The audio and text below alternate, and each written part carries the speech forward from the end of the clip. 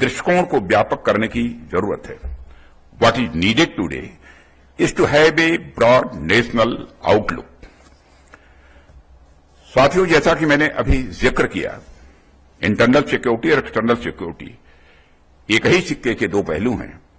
इसे देखते हुए यह महत्वपूर्ण हो जाता है कि हम दोनों के इवॉल्विंग नेचर को समझें तथा अपनी सिक्योरिटी पॉलिसीज को भी उसी प्रकार से ढालने की पूरी तरह से कोशिश करें। जब मैं सिक्योरिटी के इवॉल्विंग नेचर की बात कर रहा हूं तो उससे मेरा तात्पर्य यह है कि इस नए दौर में आज हमारे सामने नए नए प्रकार के चैलेंजेस आ रहे हैं। हमें हमारे सामने इमर्ज हो रहे उन चैलेंजेस के नेचर को भी समझना होगा। यहां तक इंटरनल सिक्योरिटी का प्रश्न है तो उसके समक्ष हमें terrorism, separatist movements, left wing extremism, communal tensions, trans border illegal immigration और ऑर्गेनाइज्ड क्राइम्स जैसे खतरे देखने को मिल रहे हैं। यदि मैं एक्सटर्नल सिक्योरिटी की बात करूं तो वहां भी हमारे अपने अलग अलग चैलेंजेज हैं।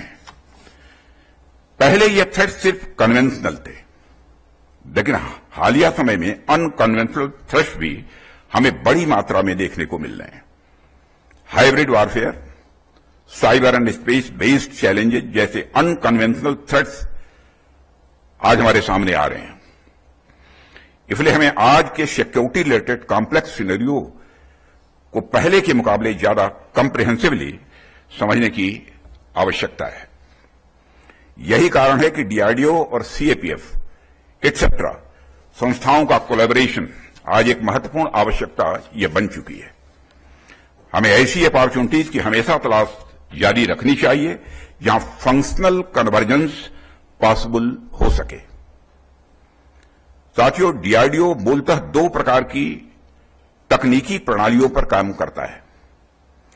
एक तरफ यह हमारी सेनाओं यानी आर्मी, नेवी और एयरफोर्स के द्वारा इस्तेमाल किए जाने वाले बड़े प्लेटफॉर्म्स की टेक्नोलॉजी डेवलप करता है, तो दूसरी तरफ डीआरडीओ द्वारा ऐसी प्रणालियां भी विकसित की जा रही हैं जिनका इस्तेमाल दूसरी सिक्योरिटी एजेंसीज के द्वारा भी किया जा सकता है।